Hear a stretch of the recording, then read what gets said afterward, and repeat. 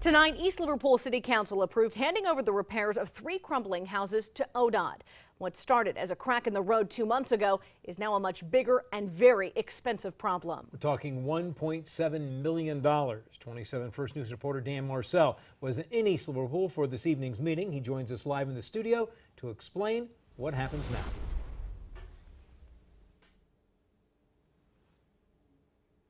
Well, we have kept you up to date on the last few months about these houses, their cost and their demolition. Now, just a few hours ago, East Liverpool officials passed legislation that would make this financial burden much easier. Great week to accomplish this, and it's going to be good all the way around. Final approval. East Liverpool city officials today approved legislation allowing the Ohio Department of Transportation to take over the demolition of 3 condemned houses on Lisbon Street. We're going to try to expedite everything we can to assist getting as much of the project paid for by 100% federal dollars as possible.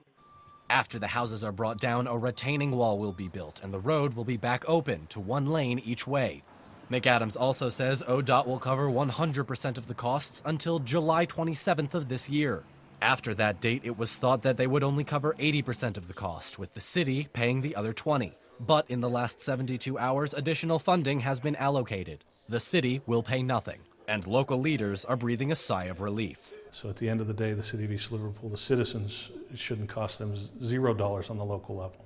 And that was our hope and dream. And through a lot of work and a lot of cooperation with the Ohio Department of Transportation, Ohio Public Works, the Federal Highway Administration, county engineers, and everybody here on the local level, it came out for the best. It will be a few days until construction begins. In the meantime, ODOT is finalizing its contract with those doing the demolition and the repair. Now, there is no official end date to the project, but McAdams told me that it usually takes about 3 months, though they are hoping they can speed up that process as much as possible. I also learned that the families who lived in those 3 houses will be receiving financial compensation.